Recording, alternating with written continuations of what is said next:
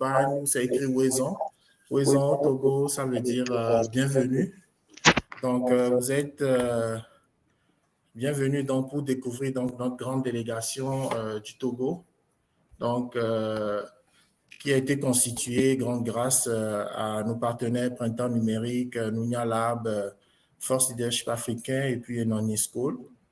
Donc, il est 10 heures aujourd'hui ici à Montréal. Donc, mes amis qui sont à Lomé, tous les entrepreneurs sont à distance qui participent à l'événement à Lomé. Donc, il est 14 heures à Lomé. Et donc, pour la session d'aujourd'hui, je me nomme Ekwe Sissi Afanou. Donc, je suis le délégué donc, pour cette délégation du Togo. Et ce qu'on va vous présenter essentiellement, c'est de présenter un peu ce que le pays, le Togo, l'écosystème. Et on aura à tour de rôle les différents entrepreneurs qui vont présenter leurs projets. Donc, Nounia Lab, l'incubateur, Jean-Noël, Boris, Justin, qui vont vous présenter concrètement ce qu'ils font au quotidien dans leur start-up. Donc, n'hésitez pas à poser des questions. Si vous avez des questions durant la présentation, il nous fera plaisir vraiment d'y répondre. Alors déjà, on voulait déjà vous présenter où se trouvait le Togo sur la carte de l'Afrique. Donc le Togo, c'est ce grand pays qui se trouve ici en Afrique, donc en Afrique de l'Ouest, avec une superficie donc, de 56 000 km², 56 790 si on veut être précis, km², dont la capitale est Lomé. Donc au dernier recensement de la Banque mondiale, on est autour de 8 millions d'habitants, avec une population rurale qui va autour de 57%, un PIB qui tourne autour de 5 milliards de dollars, selon les derniers chiffres donc, du FMI. Donc, quelques données économiques qui sont à l'écran, le PIB, le taux de croissance en 2019, qu'on voulait vous présenter. Donc, ce beau pays que nous chérissons tous, et le drapeau qui est donc ici, que vous voyez, qui représente donc certaines valeurs, donc que l'on va vous démontrer durant donc, cette présentation-là de collaboration, d'amitié avec le Québec. Alors, pour venir un peu à certaines statistiques au niveau donc, digital, donc au niveau donc, de la pénétration, taux de pénétration d'Internet, donc, puisqu'on est donc, dans un forum sur le digital, donc sur le numérique, on voit que la population au Togo est très jeune. Donc, vous allez le constater au niveau des startups qui vont intervenir. Il y a beaucoup de jeunes qui font de belles choses, donc de très, très belles opportunités pour les jeunes, pour la jeunesse au niveau du digital. Le taux de pénétration au niveau d'Internet a beaucoup augmenté depuis ces 5 dernières années. Donc, on tourne autour de 21 à 25% aujourd'hui, puisque la plupart des solutions qu'on va développer, qu'on va vous présenter, vont utiliser Internet comme plateforme pour pouvoir fonctionner. Et il y a une grosse pénétration donc au niveau du mobile. Donc, il y a beaucoup d'applications mobiles qui sont développées donc au niveau donc, du Togo. Il y a une particularité surtout sur le mobile money, donc avec de grands opérateurs qui se trouvent. Alors, je voulais vous parler un peu du plan stratégique. Donc là, plus au niveau institutionnel, on a dû donc à un programme très chargé. On n'a pas eu donc les autorités donc sur l'appel. Donc, mais je me fais le plaisir de vous présenter un peu le cadre stratégique dans lequel le gouvernement du Togo veut un peu inclure donc tout ce qui est stratégie digitale. Donc, c'est un plan qui s'appelle le Togo Digital 2025. Donc, qui essentiellement va permettre donc aux populations de pouvoir donc accéder de manière plus facile et à moins de coûts donc à une qualité meilleure donc de réseau. Donc, ça rentre dans un programme régional qu'on appelle le WARCIP, donc West African Region Communication Infrastructure Program. Et dans ce programme, il y a plusieurs pays donc de la sous-région africaine, le Bénin, le Burkina, le Togo. Et donc, dans le cadre de ce programme-là, qui est le WARCIP, Donc, l'État du Togo a reçu de la Banque mondiale à peu près 30 millions de dollars pour pouvoir développer donc, un plan stratégique digital donc, au niveau donc, du Togo.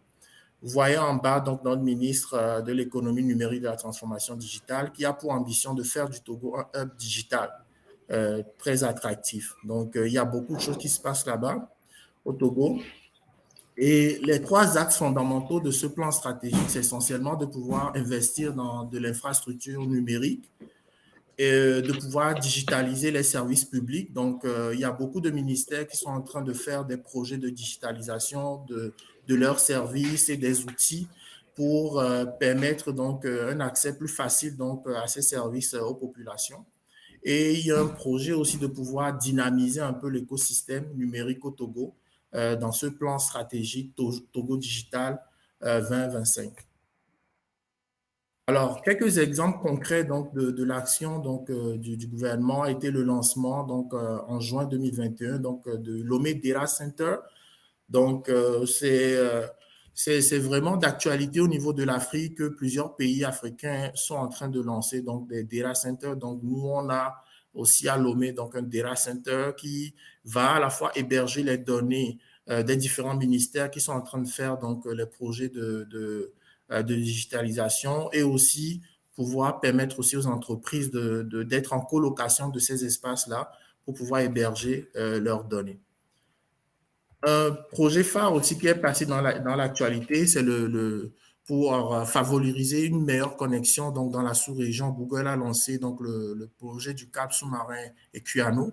Donc le Togo a été le premier pays en Afrique à donc recevoir donc ce câble-là sur son territoire donc en mars dernier. Et donc ça démontre quand même de l'ambition donc de ce pays-là, ce grand pays, comme je vous l'ai dit, ce grand pays de pouvoir accéder donc à un environnement très dynamique au niveau du digital, à une connexion très abordable pour les populations et rapide aussi pour pouvoir développer donc des solutions très efficaces. Alors, je voulais faire aussi un petit résumé, vous montrer un peu ce tableau de bord là du dernier rapport du capital risqueur par Tech, qui ici, vous voyez le Togo au niveau des deals qui sont passés donc en termes de start-up investissement dans levée de fonds sur les marchés. Le Togo au niveau de l'Afrique, sur les 29 pays qui ont pu lever des fonds l'année passée, se retrouvait donc à la 16e position. Donc, derrière donc, le Sénégal qui a l'honneur aujourd'hui, qui était cinquième, avec un montant donc, de 353 millions de dollars. Le Togo avait un petit 6 millions de dollars, mais quand même, ça démontre quand même du dynamisme de ce pays-là, de pouvoir aller sur les marchés pour aller chercher donc, de ces startups, d'aller lever des fonds sur les marchés pour pouvoir s'internationaliser. Donc, essentiellement, les 6 millions venaient d'une start-up qu'on appelle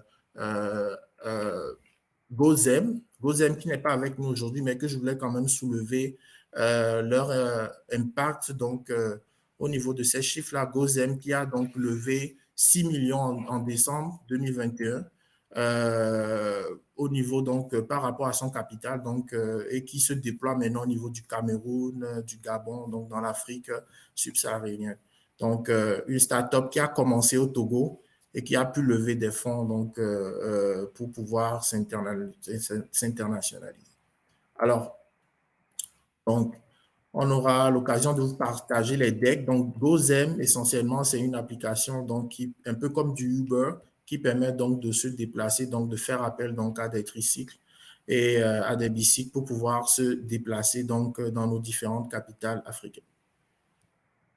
Alors, je voulais aussi vous présenter un peu l'écosystème. Là, on voit ici quelques incubateurs qui interviennent donc au niveau donc du Togo, et quelques partenaires comme le PNUD, l'OIF, le FAEJ, plusieurs incubateurs, donc le Nunia Lab qui nous accompagne aujourd'hui donc au MTL Connect et Energy Generation, Afrique Stack, donc tous ces startups, donc pour juste vous montrer qu'il y a un dynamisme concret au niveau donc du Togo et qu'on vous invite à venir donc connecter avec nous pour voir les opportunités de partenariat dans différents secteurs, en agrobusiness, en e-commerce, en fintech, éducation, jeux vidéo.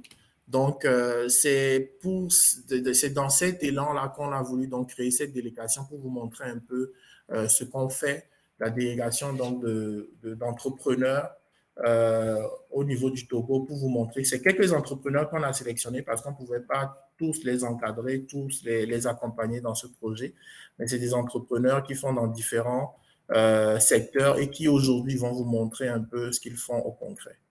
Donc, je ne sais pas si Kassim est sur l'appel.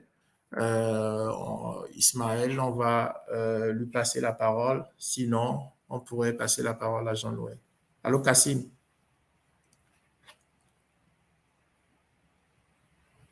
Est-ce que Ismaël est sur l'appel? Pour nous présenter donc l'incubateur Nounia Lab.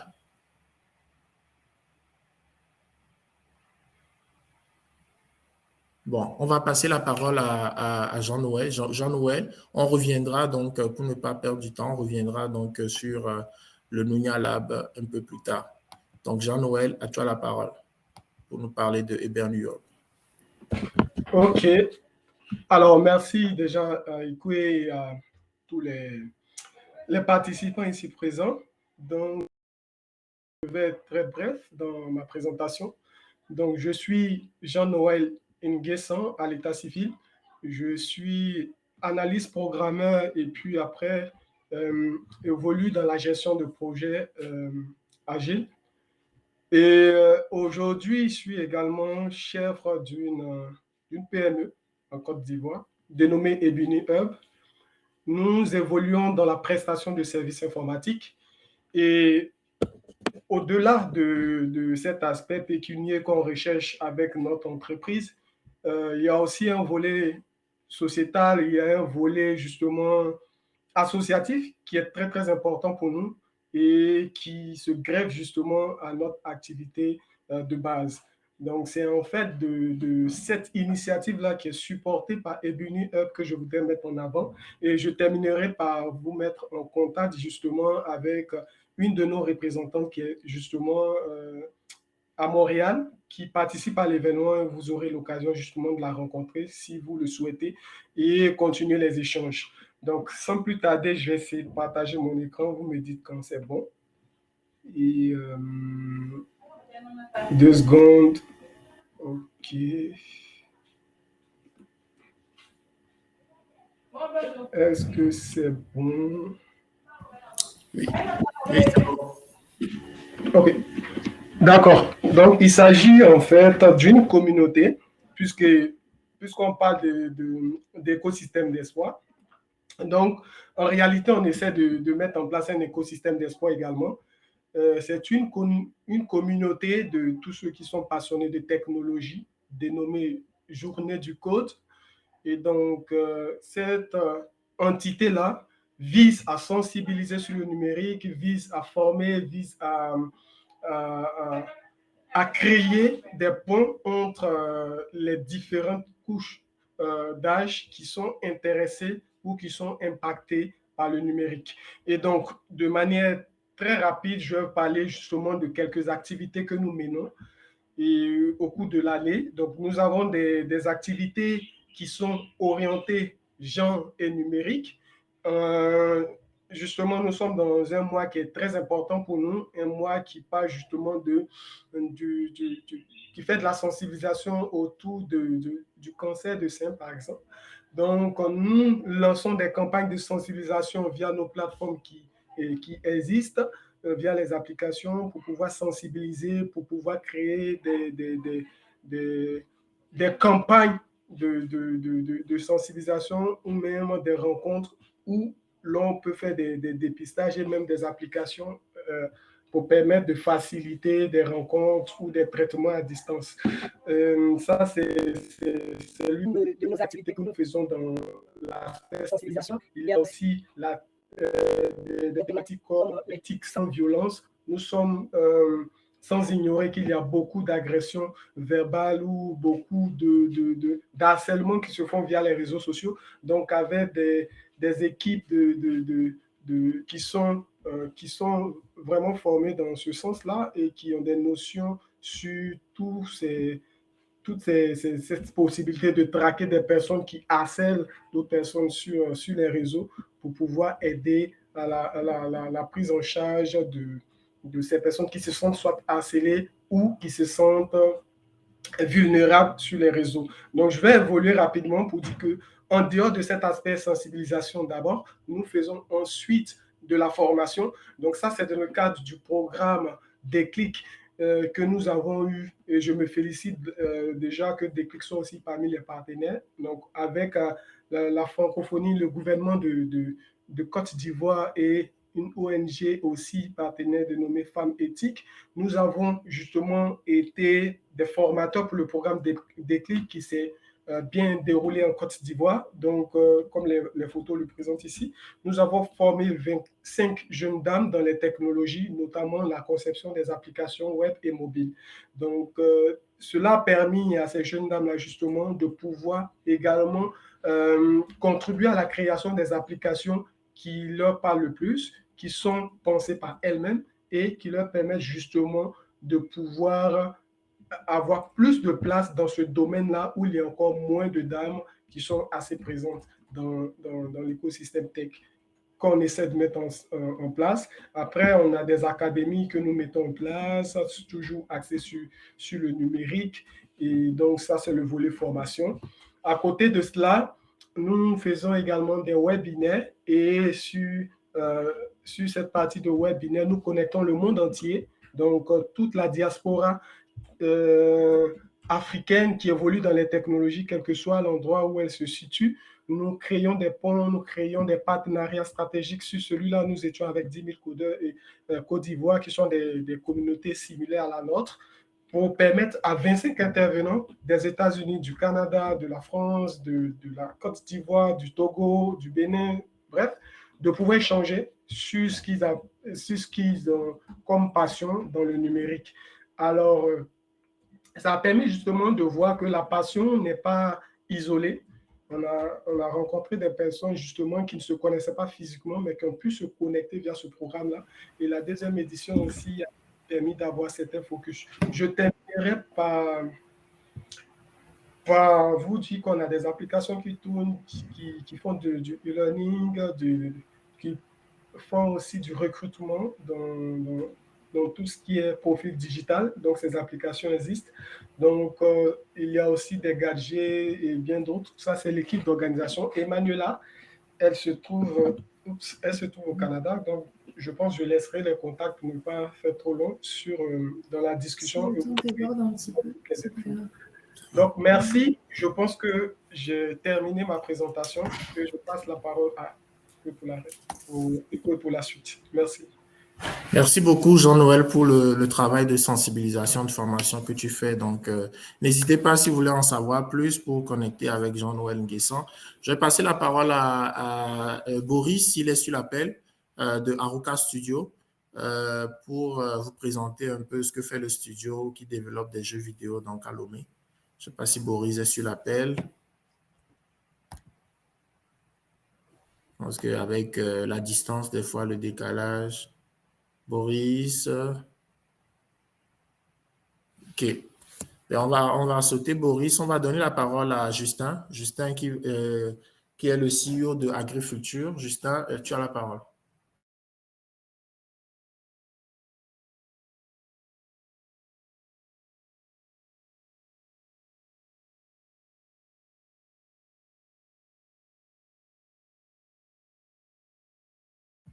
Ton micro est fermé pour le moment, Justin. Donc, n'oublie pas de l'ouvrir.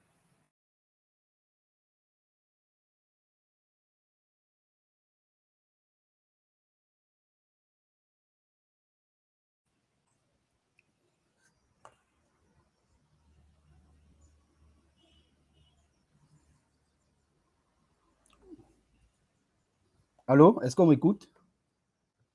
Oui, nous t'entendons parfaitement, Justin. Ok, c'est un très grand privilège pour moi de faire partie de la délégation du Togo. Vraiment, merci pour l'opportunité et j'espère que tout le monde va bien. Alors, je m'appelle Ankem Yumbi Justin. À la base, je suis ingénieur, j'ai un peu l'intelligence artificielle. Je suis pilote des drones et je suis le fils d'un agriculteur. Donc, moi, j'ai fait de l'agriculture avec les parents. Alors, nous avons constaté une problématique assez réelle. Vous savez que l'agriculture est incontournable pour l'économie de l'Afrique. Mais il faut savoir que l'agriculture en Afrique est toujours traditionnelle.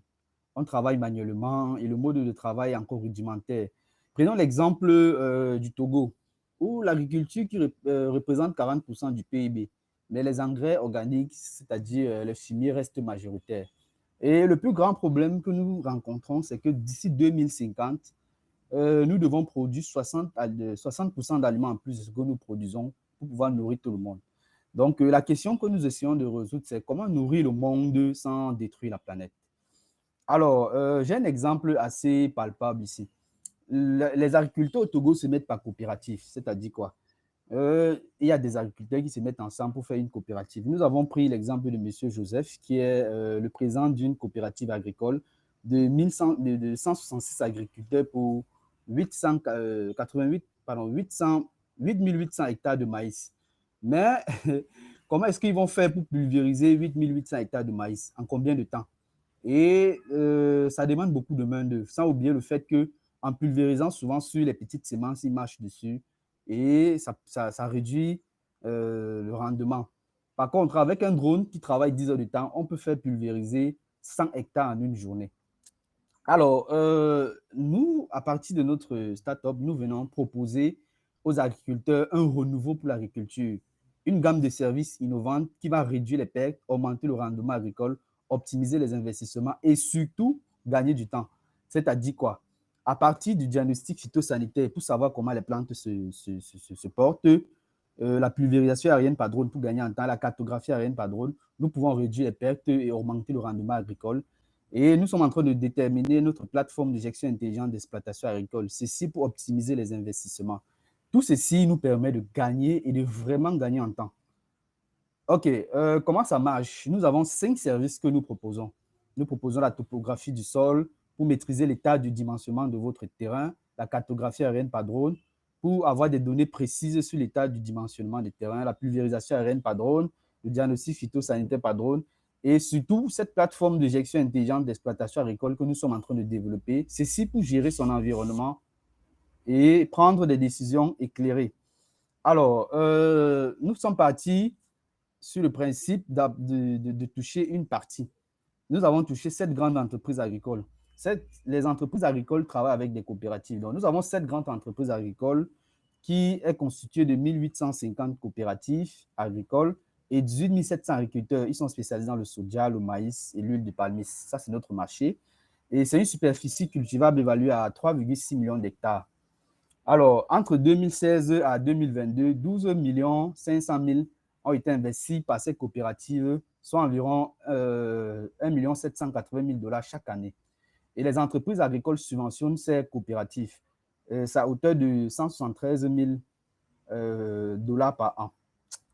OK, donc notre business model que nous avons proposé à nos agriculteurs, à partir de la plateforme que nous avons développée, ils vont s'abonner à la plateforme, payer 60 $ chaque année.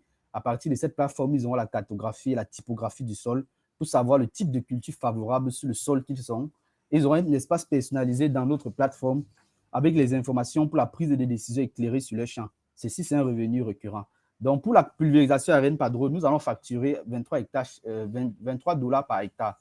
Et pour le diagnostic, pour connaître le diagnostic des plantes, nous allons facturer 38 $ par hectare. Alors, notre projet, nous d'un financement parce que nous voulons tester le projet sur 2 ans et voir comment il va fonctionner. Donc, nous avons besoin d'un financement de 88 000 $ et vous avez en détail sur ce tableau comment est-ce que nous allons utiliser cet argent sur 2 ans. Donc, s'il y a quelqu'un quelqu'un dans la salle ou bien quelqu'un dans la réunion qui est intéressé par le projet, il peut me voir en IB et nous allons mieux en parler. Alors, l'équipe, nous sommes une équipe dynamique des développeurs, des ingénieurs, des pilotes de drones, des data analysts, des data scientists, des ingénieurs du génie civil. Nous avons les compétences et nous sommes passionnés par ce projet. Et nous avons décidé de révolutionner l'information agricole en Afrique. Donc, vous pouvez voir les 4 membres. Je suis là moi-même. Il y a M. Tank Bézil, il y a Avares et Gilles, c'est notre responsable de projet. Alors, jusqu'ici, nous sommes en train de finaliser. D'ici décembre, nous allons finaliser, consolider l'étude du marché en cherchant à connaître et comprendre les besoins réels des coopératives agricoles. Et en même, nous allons développer et déployer la stratégie de prospection et de commercialisation. OK, donc vous avez nos contacts là. Vous pouvez nous joindre par WhatsApp, sur les réseaux sociaux et sur notre site Internet. Alors, merci beaucoup. Merci beaucoup, Justin. L'agriculture vraiment est un secteur clé pour l'Afrique, pour le développement donc, de l'Afrique, et l'utilisation de la technologie est quelque chose que nous voulons vraiment mettre de l'avant pour pouvoir aider nos agriculteurs, faciliter et puis accélérer donc, leur rendement et leur performance. Donc, un projet comme celui de Justin, c'est un projet qui me tient personnellement beaucoup à cœur. Et Justin, pour la petite histoire, est le représentant au Togo donc, de la plateforme Zindi. Zindi, qui est une plateforme donc, qui fait la promotion donc, de tout ce qui est développement donc, de solutions en intelligence artificielle. Donc, c'est un data scientist qui est avec nous, donc il sait de quoi il parle, ingénieur et data scientist. Donc, on a des cerveaux, on a des projets, et n'hésitez pas à le contacter si vous avez besoin donc, de collaborer. Donc là, je vais encore voir si Ismaël Kassim est là. Ismaël Kassim ou Ismaël Kassim n'est pas là. Je vois aussi que Darwin n'est pas là. Donc, je vais passer la parole à Yvan Koudam, qui va nous présenter donc un projet dans un autre secteur clé pour le continent africain qui est la santé. Donc, Yvan, je te cède la parole.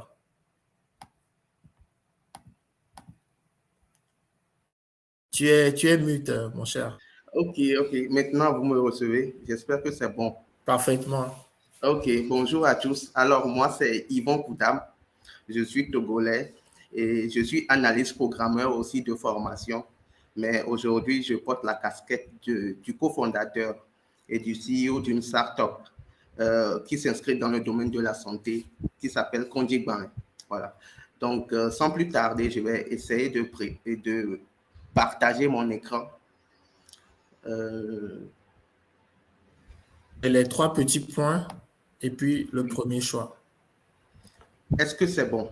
C'est parfait. Ok.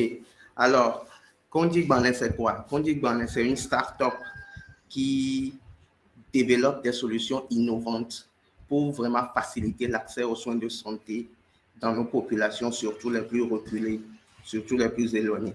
Alors, notre objectif aujourd'hui, c'est de pouvoir inscrire notre solution dans le quotidien de tous les Togolais afin qu'ils puissent avoir vraiment accès facile aux services de santé. Puisque quand on tombe malade aujourd'hui, avant de voir un médecin, c'est vraiment difficile. Et après l'avoir vu ou trouvé, le parcours de soins derrière, l'hospitalisation, la consultation, le suivi, les contrôles, tout ça aussi, c'est d'autres problèmes. Donc, nous sommes partis de ce constat où aujourd'hui, 52% de la population mondiale, environ 3,7 milliards de personnes n'ont pas accès à des soins. 43% de la population togolaise aussi est analphabète et on n'a pas une base de données centralisée des informations sanitaires. Également, au Togo, on a un seul médecin pour 16 000 patients. Et aussi, au niveau de la connectivité, au Togo, nous avons 80% de la population qui utilise un téléphone, mais dans les 80%, on n'a que 21% qui ont accès à Internet. Donc, parti de ce constat, nous essayons de proposer une solution digitale qui permet d'accéder aux soins à bas coût, qui est axée sur 3 axes. La collecte de données, la facilitation du parcours de soins en proposant un dossier médical sécurisé et également l'accès à une couverture santé permettant de réduire les dépenses. Alors, la collecte de données, comment ça se passe? Nous essayons de prendre des femmes dans les communautés dans lesquelles nous voulons intervenir. Nous les formons à nos outils de collecte et elles vont vers ces communautés recueillir leurs données. Ces données, nous les recevons chez nous et nous essayons de les traiter. Après analyse, nous essayons de proposer des programmes de proximité vers ces communautés pour vraiment adapter notre solution à leurs besoins. L'autre axe, c'est la facilitation du parcours de soins. Tous les bénéficiaires des collectes de données maintenant auront un dossier médical numérique créé et à travers ça, ils peuvent avoir la main sur leurs données de santé. Ils deviennent acteurs de leur propre santé où ils ont un dossier médical. Ils peuvent, à travers leur identifiant, géolocaliser les structures de santé, les pharmacies, commander et se faire livrer des produits pharmaceutiques. Aussi, prendre rendez-vous. Voilà. Aujourd'hui, au Togo ou en Afrique, vous pouvez aller dans un hôpital à 6 heures du matin et parler au médecin à 10 heures. Voilà, c'est 4 heures de perdu. Donc, avec Kondik Banle, vous pouvez prendre rendez-vous à 9 heures. Et si vous savez que c'est à 9 heures votre rendez-vous, vous pouvez déjà partir à 8h30 pour être à l'heure.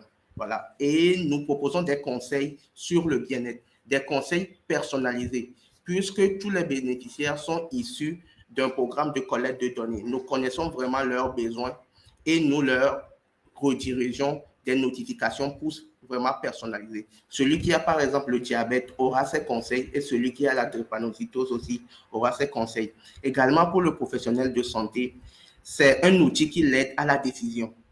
Maintenant, il a un bon outil pour faire une prise en charge rapide, efficace et efficiente. Et c'est également une solution interopérationnelle où il peut discuter avec ses pairs.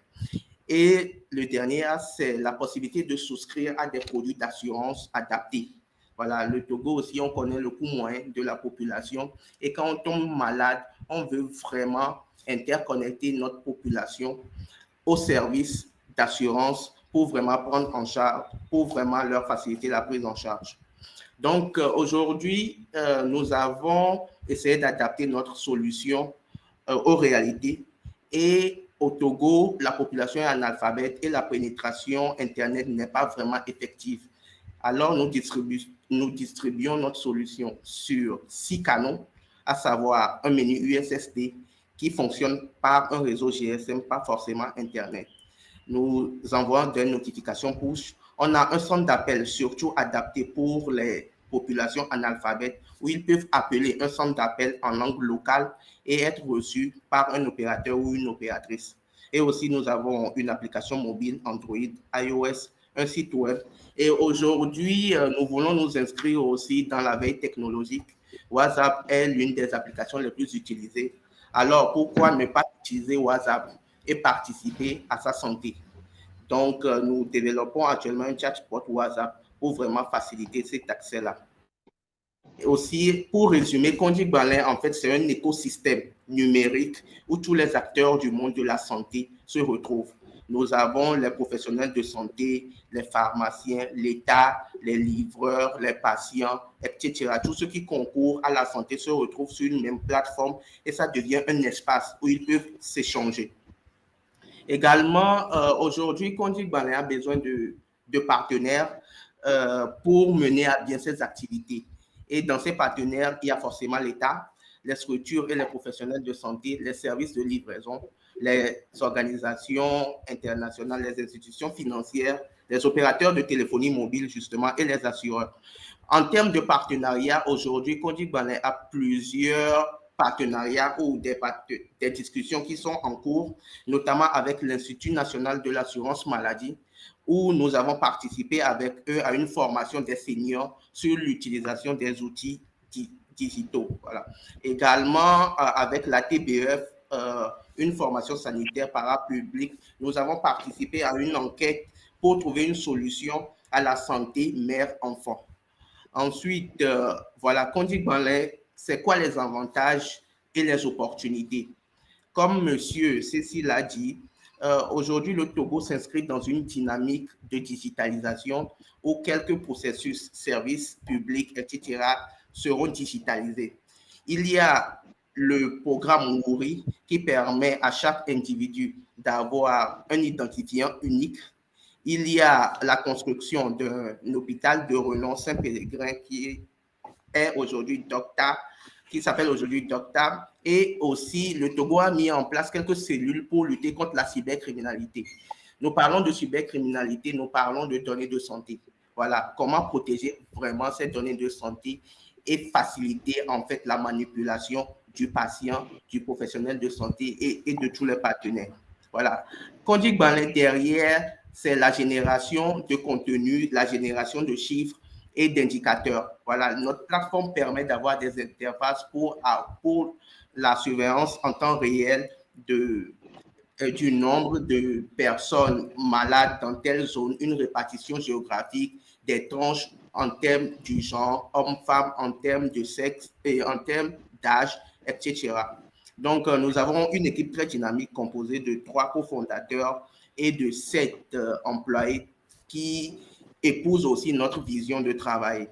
Et enfin, notre solution nous a permis d'avoir plusieurs récompenses, notamment en 2021, lorsque la COVID sévissait, nous étions parmi le top 10 des applications panafricaines pour lutter contre les épidémies. Donc, de manière ramassée, voici la présentation de notre solution Conduit Balin, qui veut vraiment s'appuyer sur l'ODD 3 pour vraiment apporter ce service, les services de soins à nos populations. Voilà. Si une personne nous appelle et nous dit oui, votre solution, je l'aime, ça m'a aidé à trouver un médecin et à avoir satisfaction, déjà, notre challenge est réussi. Je vous remercie. Merci beaucoup, Yvan. Très belle présentation. Donc, la santé, secteur très, très stratégique pour le Togo. Et on a des startups comme Conduit Balai de Yvan qui font de belles choses depuis plusieurs années à Lomé. Et donc, n'hésitez pas à connecter avec lui, à aller voir ce qu'ils font concrètement pour visiter, connaître un peu plus la plateforme. Donc, merci beaucoup, Yvan. Je vais passer la parole, je t'en prie, à Prince Borosé, je ne sais pas s'il est sur l'appel, pour nous parler de Digital World. Prince, bon, on ne va pas perdre de temps, on va aller à Ulrich. Ulrich va nous parler de la distribution. Donc, la distribution. Donc, Ulrich, à toi la parole.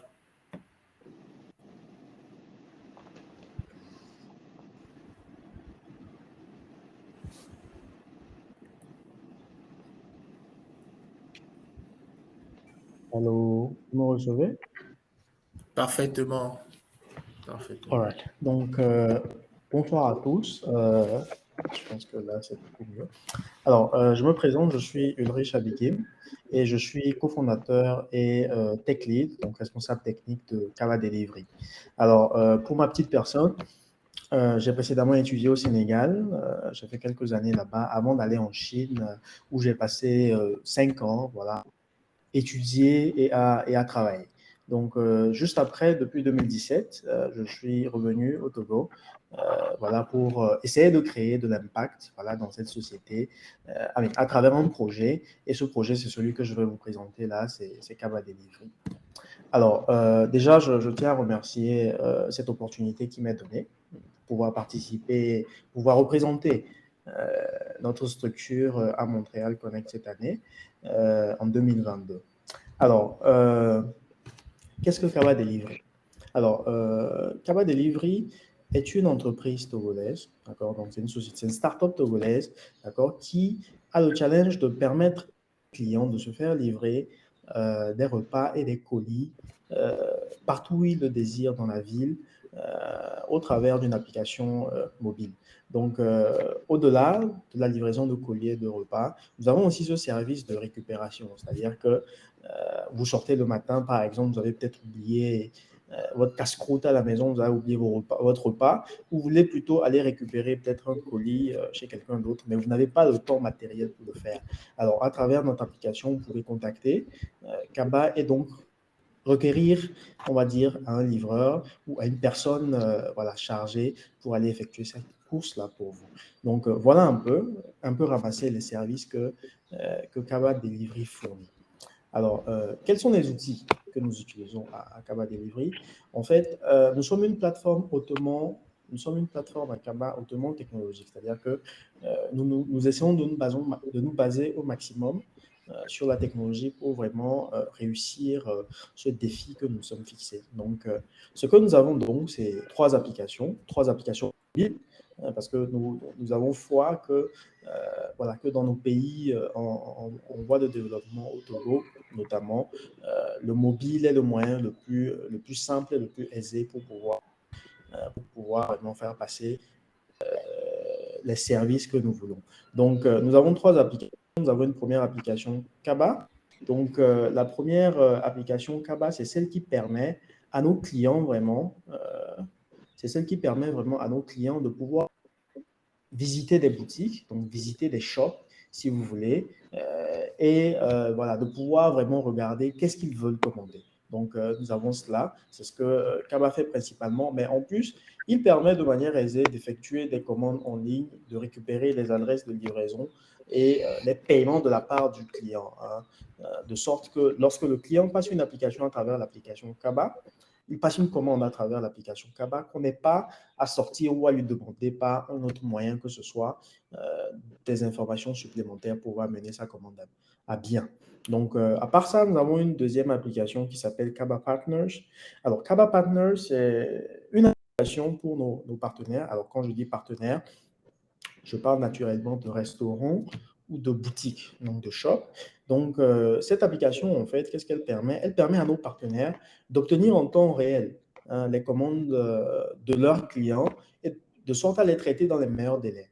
Donc, un livreur qui passe une commande dans un restaurant, ici, directement, le restaurant, il a la commande, il a une notification sur son téléphone et il a donc la possibilité de voir les détails et de préparer, que ce soit le colis ou que ce soit le repas dans les meilleurs délais. Donc, à part ça, grâce à cette application toujours, il a la possibilité donc de gérer l'image de son établissement, de changer de logo lorsqu'il a des activités peut-être en interne, etc. Et de vraiment réaménager à foison, à volonté, le catalogue de produits voilà, qu'il met, on va dire, sur le marché. Donc, au-delà de ça, des outils de travail dont nous sommes très fiers à Kaba, c'est notre wallet. Alors, ce wallet-là,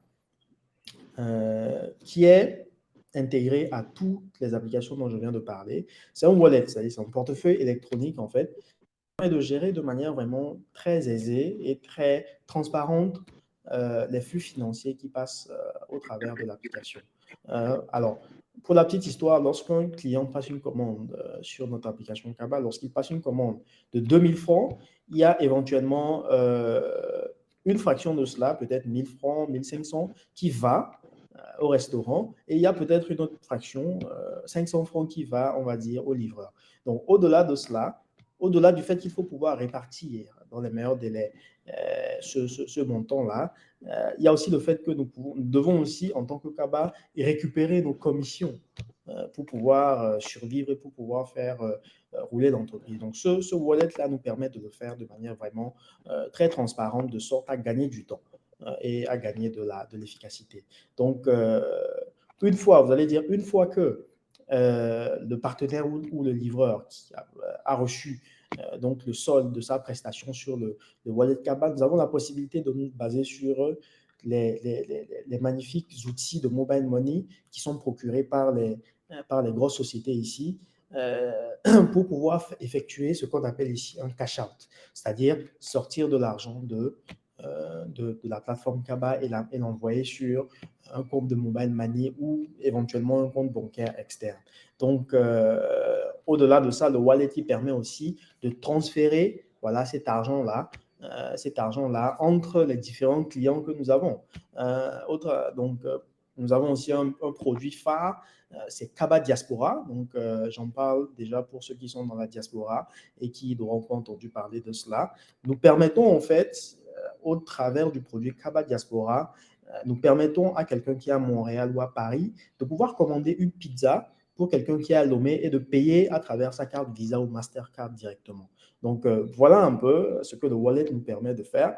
Et un autre outil très intéressant que nous avons aussi le système d'adressage Kaba. Alors, c'est un système d'adressage vraiment qui est basé sur les technologies du GPS qui nous permet de livrer nos clients vraiment en ce qui concerne le dernier kilomètre, de livrer de manière vraiment précise. Il n'est pas savoir qu'en Afrique, nos voies ne sont pas très adressées, c'est-à-dire qu'il est assez compliqué de se retrouver en Afrique à cause du manque d'adressage. Mais à travers ce système-là, nous arrivons vraiment à réduire le temps et l'argent qui est perdu pour pouvoir effectuer nos livraisons dans les meilleurs délais. Donc, quel est notre marché actuel? Alors, Ulrich, juste pour préciser, tu as 1 minute juste pour pouvoir laisser la place aux autres aussi. Juste. Ok, d'accord. Donc, le marché de Kaba Delivery, en fait, il est essentiellement basé au Togo. Essentiellement basé au Togo pour le moment, quoique nous sommes en pleine expansion vers l'extérieur. Donc, l'un de nos grands défis, en fait, c'est quoi? C'est de pouvoir faire en sorte qu'il soit suffisamment moins cher pour un Togolais, d'accord, d'envoyer un colis partout en Afrique, ou pour un Africain en général, de pouvoir envoyer voilà, un colis dans un autre pays. Alors aujourd'hui, en Chine, par exemple, il coûte environ 2,5 $ d'envoyer un colis de Pékin à Canton, qui sont deux villes séparées de 1800 km. En Afrique, ça coûte 8 fois plus cher pour le faire. Notre défi, donc, c'est d'arriver à ramener cela à 2 fois plus cher. Et les conséquences de cette cherté, c'est le coût de l'e-commerce qui est élevé, le manque d'échanges entre les pays et le business qui n'atteint pas vraiment son plein potentiel. Donc, notre défi, donc, c'est de rendre plus abordable cet envoi de colis et de devenir donc la super app qui rend la livraison accessible à tous. Alors, la progression que nous avons à ce jour, c'est nous avons réussi à dépasser le cap de 150 000 livraisons et donc un volume de vente global de plus de 800 000 $. Donc, financé sur fonds propres depuis 2019. Nous sommes en plein processus de seed funding et naturellement, nous sommes ouverts à toute personne qui aura vu cet appel et qui serait intéressée d'investir. Donc, nos forces, nos qualités, professionnalisme, adaptation. Et merci beaucoup. Ulrich, vraiment là, je t'aurais écouté encore 1 heure de temps, mais comme tu sais, on va laisser la parole. Mais un très très très beau projet là, c'est Ulrich fait vraiment quelque chose d'extraordinaire à Lomé avec Kaba Delivery. On peut dire que c'est à la hauteur même de Uber. Ce qu'il fait de pouvoir Uber Eats, de pouvoir donc délivrer en temps. Il y a des statistiques qui sont utilisées, les données. Il y a toute une stratégie derrière dans le déploiement de cette solution. Donc, n'hésitez pas à le contacter. Je pense que c'est une startup qui a un avenir très prometteur. Donc, gardez le nom juste en tête, Kaba Delivery, et vous allez avoir de leurs nouvelles très, très, très bientôt. Donc, merci beaucoup, Ulrich, d'avoir partagé tes chiffres, d'avoir été transparent avec nous, le chiffre d'affaires et puis le nombre d'utilisateurs. C'est vraiment très apprécié. Et on va passer la parole à Ismaël. Ismaël, qui est sur l'appel, Ismaël Kassim de Nounia Lab. Est-ce que Ismaël est sur l'appel? Je pense qu'il m'a dit qu'il est là. Qui va nous parler à la fois du Nounia Lab et qui va nous parler aussi de Novicash, sa startup. Allô Ismaël? Il m'avait dit qu'il a un problème de connexion. Bon, on va passer la parole donc à Kodjo Otu, donc de Edol et Africa, qui va nous... Oui, je vois une main levée. À Javon. Ok, on va l'inviter sur la scène. Oui, donc, Monsieur Kodjo Otu, vous avez la parole pour nous parler d'Edol et Africa.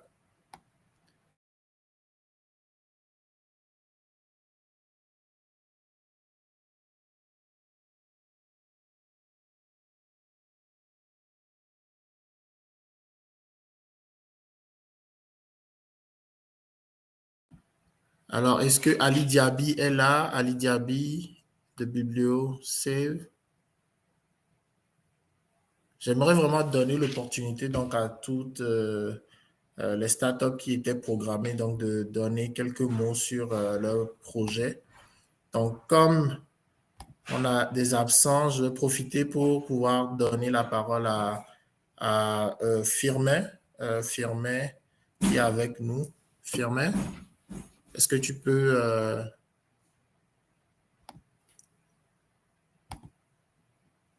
partager un peu avec nous. Je te prends sur le coup là, mais si tu peux partager un peu avec nous ce que tu fais à ITV Firmin avec ta compagnie dans le domaine de la santé.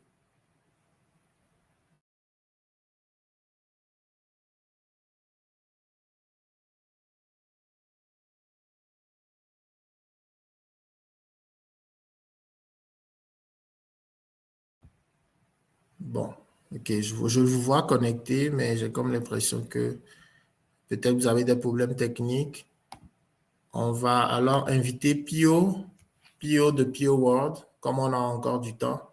Pio de Pio World à partager. Je vois, ok, Ismaël est là. Ismaël, je te donne la parole.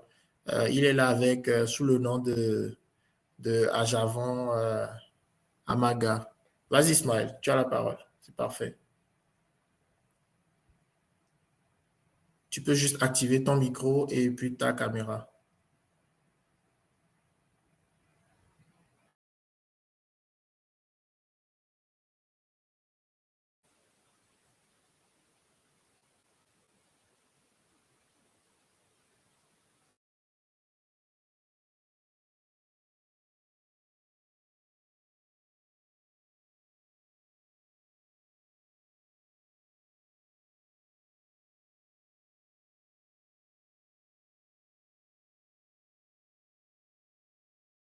Je sais pas, je pense que je peux se partager. Allô, Ismaël, je pense que tu peux désactiver juste ton micro et puis parler. Vous n'arrivez pas à désactiver votre micro. Ok, ben, laissons la parole à Pio. Pio, si tu arrives à désactiver ton micro, on va regarder si y a un problème technique au niveau de Ismaël et de Kodjo.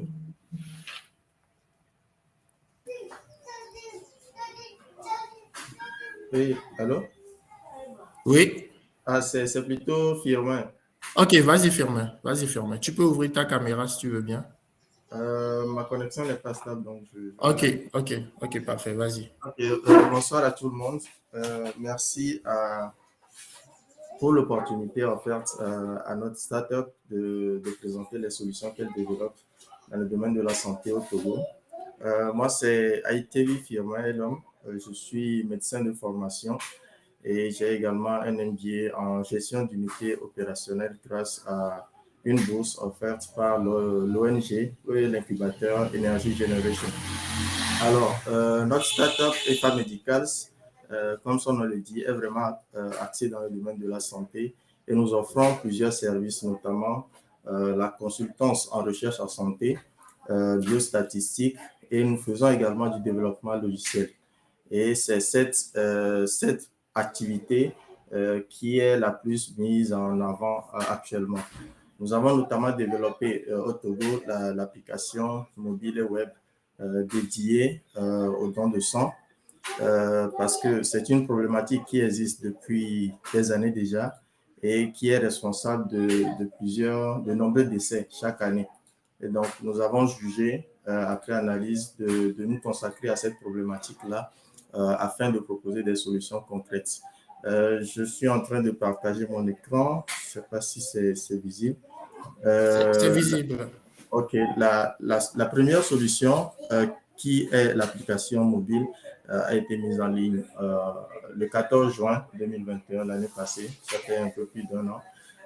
Cette solution qui est destinée à fournir les informations fiables sur le don de sang et la transfusion sanguine à toute la population togolaise connectée, afin que cette population puisse aller spontanément vers les centres de transfusion sanguine pour donner le sang et ainsi donner l'opportunité aux agents de santé de prendre en charge les patients qui ont besoin de transfusion sanguine.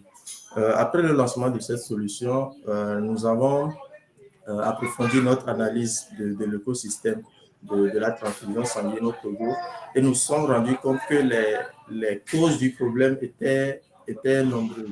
Il y avait plusieurs choses à prendre en compte. Nous avons touché l'aspect du stock de produits sanguins. Il y a également le côté de la conservation des produits sanguins, la gestion du stock de ces produits sanguins-là. Et donc, nous travaillons actuellement sur une solution qui veut digitaliser au fait toute la chaîne transfusionnelle. Et cette solution, elle est dénommée Safe Blood Management System. Et c'est une solution à la fois logistique et informatique et qui fonctionne comme cela.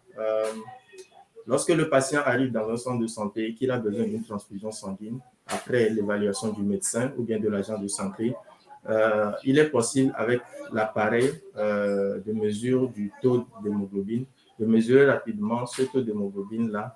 Et le médecin, après avoir reçu ce résultat enregistré dans le système par l'infirmier, peut faire la prescription des produits sanguins en ligne.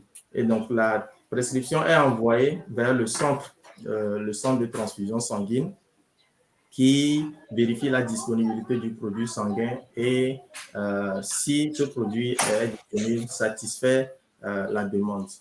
Et donc, après avoir satisfait la demande, il y a un service de livraison qui, grâce à des dispositifs de stockage adaptés, vont prendre ces produits sanguins-là et le livrer directement dans l'hôpital concerné. Et cette solution vient en remplacement à ce qui existait déjà. Si vous permettez, je vais partager un peu comment ça se passait avant. Un instant que ça charge. Juste pour permettre à tous les participants de comprendre ce que notre solution va apporter comme plus au système. Avant, il fallait que le médecin fasse une prescription sur papier et transmette cette prescription sur papier à un accompagnant du malade pour qu'il aille vers une banque de sang chercher la poche de sang. Et ce processus, il est long. Des fois, on cherche l'accompagnant. Il n'est pas là. Il faut l'attendre avant de lui remettre la prescription. Ça, c'est du temps perdu. Après cela, lorsqu'on trouve l'accompagnant, on lui remet la prescription. Il cherche un moyen de déplacement, bien s'il en a. Il cherche une glacière domestique que nous utilisons et il va vers un centre de transfusion sanguine pour chercher ce sang qu'on a prescrit. Et arrivé là, le centre de transfusion sanguine cherche dans son stock, le centre où est allé l'accompagnant cherche dans son stock s'il a le produit sanguin en question.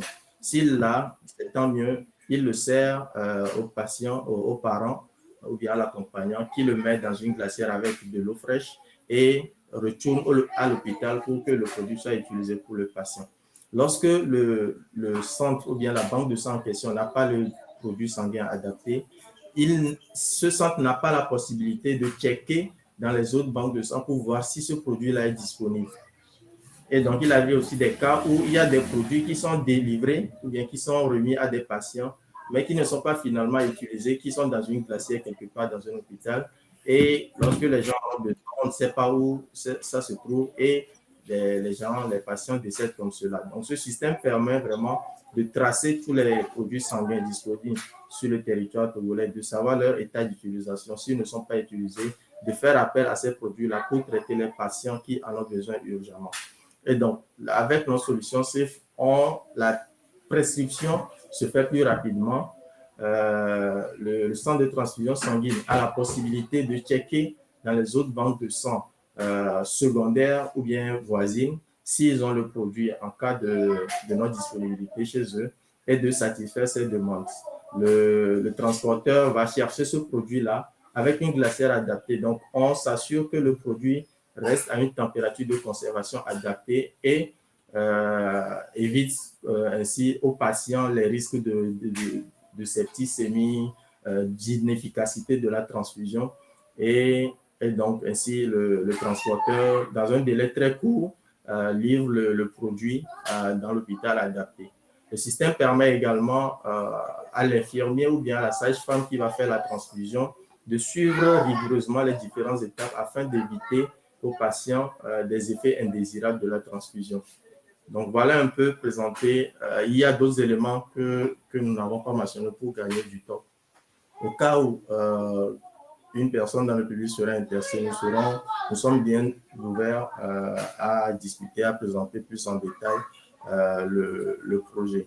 Et donc, c'est une équipe de 2 personnes, moi en tant que médecin et un développeur d'application qui travaillent sur cette solution. Nous avons l'appui d'autres médecins, gynécologues, etc., qui nous donnent les indications sur les problèmes qu'ils rencontrent concernant la transfusion sanguine dans les différents secteurs, et nous prenons en compte ces différents problèmes dans le développement de notre solution. Nous avons également l'appui de l'incubateur de Energy Generation pour faire avancer ce projet depuis maintenant 2 ans. Donc voilà un peu ce que je voulais dire sur ce projet, et je remercie M. Afano pour cette opportunité. C'est vrai que je n'étais pas dans le programme, mais il a quand même tenu à ce que je puisse présenter ce projet-là. Donc voilà, merci à tous. Et comme je l'ai dit, je suis ouvert à toute personne qui aimerait avoir d'autres informations. Voilà, merci.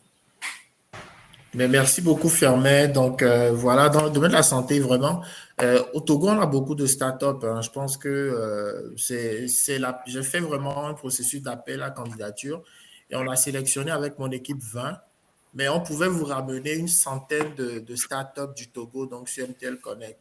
Mais c'était l'objectif de pouvoir bien les encadrer, les accompagner dans le processus de participation. Pour cela qu'on a réduit le groupe. Mais on aura l'occasion de vous partager les différentes présentations. Le contenu est enregistré pour que vous puissiez retourner voir un peu notre écosystème au Togo sur donc, les différentes plateformes, les liens qu'on aura à vous partager donc, à tous les participants. Donc, je vais laisser la parole à M. Otou, je pense qu'il est prêt, Kodjo, pour pouvoir parler de EDOL et Africa. Merci beaucoup.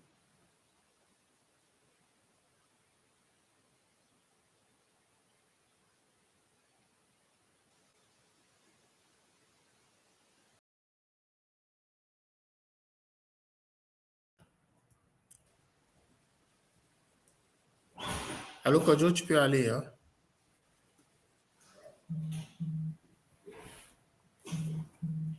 Là, on ne t'entend pas. Je pense que... On ne t'entend pas. Est-ce que Nounia est là? Kassim? Kodjo, tu peux dire allô? Je pense qu'on ne t'entend pas. On va passer la parole à Pio. Je suis vraiment désolé de... Kodjo, tu as le temps d'enlever ton micro et je passe la parole à Pio. Hello, est-ce qu'on m'entend? Hello. Oui, parfaitement. Hello. On me reçoit? Oui, on te reçoit. On te reçoit. Ok, super, super. Bonsoir tout le monde. Merci pour cette opportunité. Oui. Donc, moi, c'est Pio Jutedou et je représente Pio World. En gros, mon objectif, c'est de faire découvrir les cultures africaines à travers les nouvelles technologies et aussi le divertissement. Bon, le divertissement numérique, on parle de films, de jeux vidéo. On a beaucoup à consommer ce genre de médias-là, mais malheureusement, on ne voit pas beaucoup de culture africaine représentée. Or, il y a beaucoup de choses à montrer, beaucoup de choses incroyables en matière d'histoire, de contes, de folklore. Par exemple, on a eu à découvrir les cultures japonaises de cette façon, coréenne et tout ça. Donc, il faudrait qu'on puisse montrer aussi comment est-ce que ça se passe en Afrique, quoi. Donc là, je vais partager avec vous ce que je fais. Je partage mon écran. Un instant.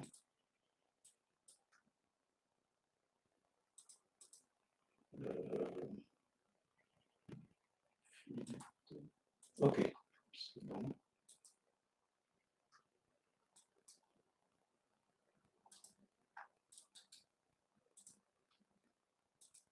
Est-ce que vous voyez là? Hello, est-ce que vous voyez? Oui, oui, on le voit. Vous faites cette plateforme, bon, c'est bizarre. Bon, ok, c'est bon. Donc là, voici un peu ce que je fais en matière de jeux vidéo. Donc là, c'est un jeu qui s'appelle Nishawi, qui est, je peux dire, la version 3D et en quelque sorte l'évolution du premier jeu vidéo togolais que on avait sorti sous la bannière de Limpio Studio il y a de cela quelques années. Qui a un runner. En fait, c'est un jeune homme qui essaie d'évoluer dans la savane en évitant les différents obstacles. La savane dans laquelle il a été envoyé, dans certaines circonstances, il y a une petite BD qui explique un peu c'est quoi l'histoire. Donc là, voici quelques extraits. Il doit éviter certains obstacles pour pouvoir s'en sortir. Donc là, c'est un runner de type Subway Surfer ou bien Temple Run, ce genre de jeu-là. Donc il y a une version 2D qui était sortie plus tôt. Donc avec le temps, vu que je me suis formé en 3D et tout ça, j'ai voulu améliorer ça. Donc voici à peu près ce que ça donne. Et il n'y a pas que le jeu vidéo, il y a aussi les personnages. Donc, au fait, c'est toujours dans la même logique. C'est-à-dire faire découvrir les cultures africaines, que ce soit les personnages, les différents éléments. Là, par exemple, il s'agit d'un tam-tam qu'on voit souvent chez les Afghans. Bon, je me suis inspiré c'est un grand tam-tam, au fait. Et là, j'ai modélisé ça en 3D. Donc, c'est des éléments qu'on peut réutiliser dans des jeux vidéo ou bien pour des musées numériques avec la réalité virtuelle, par exemple. On peut pouvoir voir certains objets, surtout pour des gens qui sont très loin. Ils peuvent découvrir ça de cette façon-là. Ça peut donner envie directement aux gens de venir visiter en place. Disons, avant d'arriver dans le pays en question, ils vont visiter ça. Allô Pio, je vais te couper un peu, une minute. Je voulais juste dire aux participants que l'appel va couper à 11h30, mais vous pouvez rejoindre en rafraîchissant la page, vous pouvez revenir si ça coupe. C'est le système, on n'arrive pas à prolonger le délai. Ça va couper à 30, mais dès que vous rafraîchissez, vous pouvez revenir donc sur l'appel. Donc, je voulais juste préciser cela pour pouvoir laisser le temps à Monia Lab aussi de parler et tout. Allez, vas-y, Pio. Okay. Donc, je serai coupé aussi. Oui, tu seras coupé aussi. Tout le monde sera coupé. Il faut juste rafraîchir le navigateur et puis revenir donc sur l'appel. D'accord, ça marche. Ouais. Donc, bon, là, je vais vite. Donc là, je parlais du tam-tam. Là, voici par exemple d'un Togo ZP. Bon, pour ceux qui sont au Togo et un peu dans la sous-région, c'est un peu le tabouret du chef ou bien le trône, voilà. Donc, il y en a plusieurs avec des significations. Donc là, par exemple, ces symboles, ils ont des significations, c'est des symboles adinkra. Et avec les textures et tout ça, j'essaie de rendre ça plus ou moins réaliste. Là, par exemple, c'est... comment ça s'appelle? Unreal Engine, c'est un moteur de jeu vidéo que j'ai utilisé pour pouvoir pour représenter. Il y a un film qui est sorti, The Woman King. Donc, il y a cette scène-là que j'ai bien appréciée, qui représente un peu le palais du roi à l'époque. Et j'ai trouvé ça intéressant. Donc, j'ai pris ça comme référence. Ce n'est pas exactement la même chose. Il y a des modifications avec certains éléments et tout ça. Et pour voir ce que ça peut donner avec cette plateforme-là, Unreal Engine, bon, il y a d'autres logiciels que j'ai utilisés pour modéliser tout ça. Donc, tout ça, c'est toujours dans la même logique, faire découvrir les cultures africaines de cette façon-là. Et pour le long terme, arriver à faire des jeux vidéo, des films d'animation Ça, par exemple, c'est un long métrage, bon, un court métrage plutôt, un court métrage d'animation 3D inspiré d'un conte appelé Guinao, le roi des Guinées. Donc là, c'est quelques extraits. Ceux qui veulent voir le court métrage, vous pouvez me contacter pour que je puisse vous envoyer le lien. Donc bon, voici à peu près ce que ça donne. Et toujours pour continuer dans cette logique-là, j'ai une chaîne YouTube dans laquelle j'explique mon processus, comment est-ce que j'arrive à faire tout ça, pour essayer de former les gens, pour que eux aussi, ils aient des bases, qu'ils aillent se former aussi, qu'ils arrivent à faire ça, pour qu'avec le temps, on puisse former une équipe pour pouvoir, un peu à la manière de Disney, arriver à faire des films d'animation, des jeux vidéo, des œuvres telles que les BD, tout ça, pour arriver à faire découvrir les magnifiques cultures qu'on a. Donc, c'est à peu près ça. Et aussi, un autre point que je ne dois pas oublier, il y a aussi l'impression 3D, c'est-à-dire créer ces personnages-là, arriver à les représenter en 3D via l'impression 3D. Donc, c'est quelque chose aussi que je montre sur la chaîne YouTube Pure World. Donc, voilà, c'est à peu près ça pour moi. Et merci encore pour cette opportunité. Merci beaucoup, Pio. Il est 11h30, on n'est pas coupé. Ben, peut-être qu'on sera chanceux. Je vais passer la parole. On m'avait dit que ça allait couper, mais ça ne coupe pas, c'est parfait. Les dieux du Togo sont avec nous, peut-être. Je vais passer la parole donc à Kassim Ismaël, qui est sur l'appel, pour nous parler de Nounia Lab. Enfin, Kassim, tu es là. Il y a une bonne connexion maintenant. Ok, parfait. Donc, je te laisse la parole, Nounia Lab et le Novicash. Oui, j'ai intérêt à parler très vite parce que si ça coupe encore,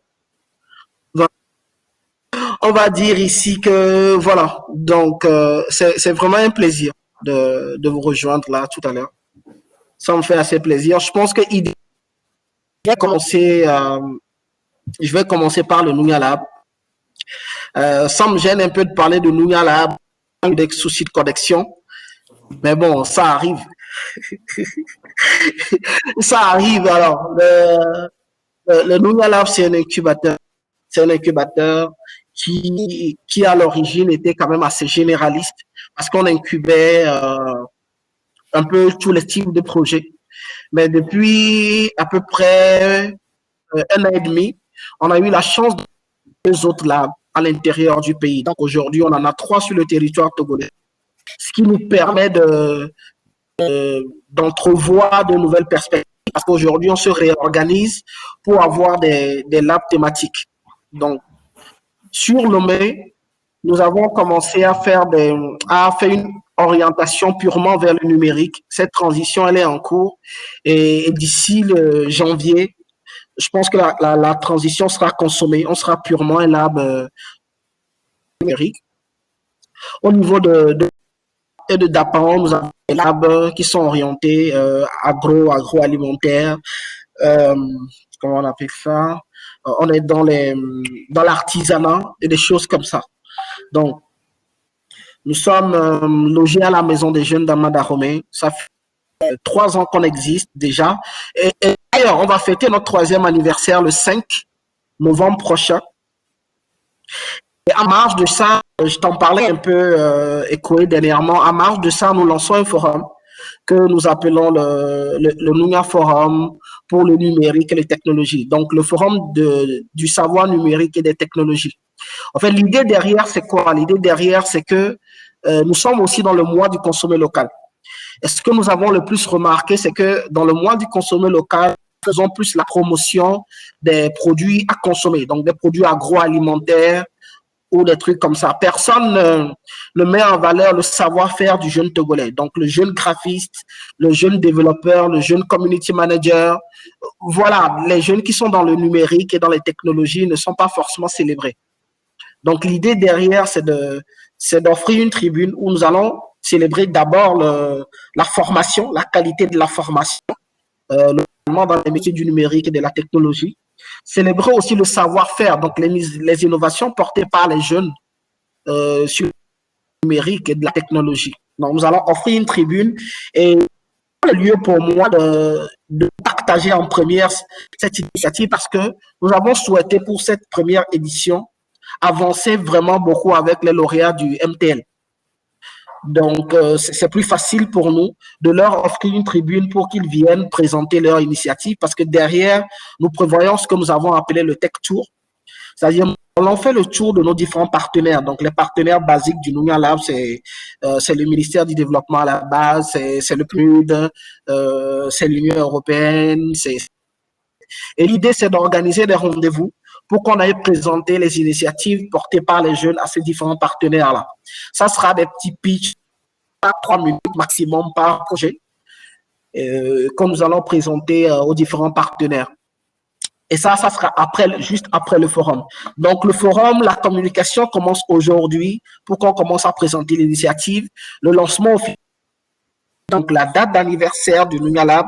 Et derrière, il y a une série d'événements qui sont préparés, des communications, des panels, il y a beaucoup de choses. Il y a une foire numérique qui sera faite dans les enceintes du Nounia Lab. Et on va offrir des prix pour les gens qui auront la page la plus active sur lesquelles les gens vont plus liker les posts et les trucs de ce genre. Donner des prix pour les stands qui seront les plus visités pendant la période du forum et tout. Donc, je vais aller peut-être sur Novicash tout à l'heure, mais ce que je peux dire, c'est qu'il y a aussi des informations qu'ils peuvent avoir sur le site web de Nounia Lab, donc nounialab.tg. Vous pouvez vous connecter sur nounialab.tg. Le site est toujours en création, mais il y a déjà assez d'informations que vous pouvez avoir, notamment des informations liées aux sessions stratégiques que nous organisons. Je pense que c'est un élément qui pourrait intéresser les gens. En fait, les sessions stratégiques, on fait de la veille dans 5 secteurs spécifiques, donc en transformation digitale, en communication et branding, en comptabilité, fiscalité, en business development, sur les questions juridiques. L'idée, c'est que l'entrepreneur peut prendre rendez-vous gratuitement pour discuter avec un spécialiste dans ce domaine qui a été précisé. Donc, il va prendre rendez-vous et il viendra, il discutera. L'idée derrière, c'est d'abord de faire découvrir le lab, mais aussi d'offrir la possibilité aux jeunes de se faire accompagner gratuitement sur des questions spécifiques auxquelles ils sont confrontés dans leur entreprise. C'est vrai que le temps est réduit, c'est entre 30 et 45 minutes de qui sont offertes. Mais par contre, vous n'allez pas faire une consultation toutes les semaines. Vous faites une consultation en passant et derrière, vous pouvez demander un accompagnement si vous voyez que le besoin existe. D'accord. J'ai la chance au même moment de pouvoir présenter, d'être aussi promoteur d'une initiative qu'on appelle Novicash. Donc, avec ma connexion, là, j'ai du mal à partager les choses ici, mais je pense que je vais y aller comme avec le Nounia Lab. En fait, Novicash, c'est une application de prêt solidaire, pour dire aussi simple que ça. En fait, l'objectif de Novicash, c'est de favoriser l'inclusion financière en offrant des micro-prêts numériques de 10 à 100 000 francs CFA aux acteurs du secteur essentiellement informel. Si vous allez sur le site web de Novicash, donc novicash.com, Novicash avec K pour écrire cash. Si vous allez sur novicash.com, vous allez voir que nous avons écrit. Vous allez voir que nous avons. J'ai perdu le truc. Vous allez voir que nous avons écrit que si vous étiez trop à risque pour les banques ou pas assez intéressant pour les microfinances, voilà, que Novicash est faite pour vous. Top. Merci beaucoup, Ekwe. Merci beaucoup. Et voilà. Donc, en gros, Oh, voilà l'idée derrière. La page d'accueil, tu peux remonter un tout petit peu. Ah, donc, pas assez intéressant pour les banques et les IMF. Bienvenue chez nous. L'idée, le problème avec la bancarisation dans nos pays, nous avons à peine 7% de la population qui est bancarisée. Donc, il y a un compte bancaire. Et nous avons à peine 17% qui bénéficient réellement des services financiers basiques, donc des prêts et tout ce qui va avec. Derrière, même, quand bien même ils sont autorisés à avoir accès à ces prêts hautes-là, ils sont confrontés à un problème lié au système de caution, tout ce qui va avec et tout et tout. Donc, nous avons pensé à une solution qui pourrait faire des gains de temps. Parce qu'on s'amuse à dire que nous offrons les prêts les plus rapides au monde. En 2-3 minutes, votre prêt vous sera accordé et vous pouvez le retirer par mobile money ou par une carte prépayée dans un guichet automatique. Donc, les conditions. Est-ce que tu peux passer aux conditions d'éligibilité, quoi? Il y a l'onglet éligibilité. Ah, c'est parti. Alors, Novicash, c'est très simple. Il suffit de télécharger l'application. Vous téléchargez l'application en y liant vos différents comptes mobile money. Et vous faites un dépôt initial. Parce que ce qu'il faut savoir, c'est que Novicash, c'est aussi un portefeuille numérique. Au-delà de pouvoir avoir accès à des prêts numériques, vous avez la possibilité de faire de l'achat, de la vente en ligne. Donc, vous pouvez l'intégrer site marchand. Vous pouvez pour pouvoir recevoir ou faire des paiements directement sur votre compte. Vous avez la possibilité aussi de faire des comptes. Donc, pour le moment, nous faisons qu'on utilise parce que il y a des questions, j'ai envie de dire, des questions juridiques liées à la chose, parce que il faut pas qu'on nous considère comme une institution financière, ce qui va nous demander d'avoir un certain nombre d'autorisations avant de pouvoir opérer. Sinon, le fait de pouvoir faire des paiements de compte en compte, c'est un peu comme si vous faisiez du transfert d'argent. Ce qui veut dire que Ekwe, qui est au Canada, s'il a envie de m'envoyer de l'argent et qu'il a un compte Novicash, il peut me faire un virement de son compte Novicash à mon compte Novicash. C'est juste qu'on est plafonné. Nous ne faisons pas des opérations de 100 000 francs d'un coup. Donc, pour faire des opérations, vous devriez en faire beaucoup. Alors, par rapport à l'opérationnalité de la solution, actuellement, nous sommes en refonte. Une solution sur laquelle on travaille depuis 2017. En 2019, on a essayé de rentrer en production. On avait à l'époque eu de petits soucis d'API avec l'opérateur Move, donc sur sa solution Fluze, ce qui nous a entraîné, après il y a eu Covid et tout, ce qui nous a obligé à faire une petite mutation au niveau du modèle économique. Aujourd'hui, nous sommes en train d'intégrer un certain nombre de choses comme les cartes de paiement prépayées pour pouvoir faire des retraits sur automatique et tout. Et favoriser.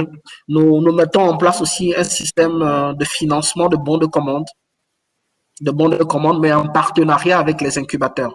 L'idée, c'est de permettre à des projets qui ont déjà été étudiés, qui ont commencé et tout, de se faire financer. Là aussi, c'est plafonné. Dans un début, on est plafonné à 500 000.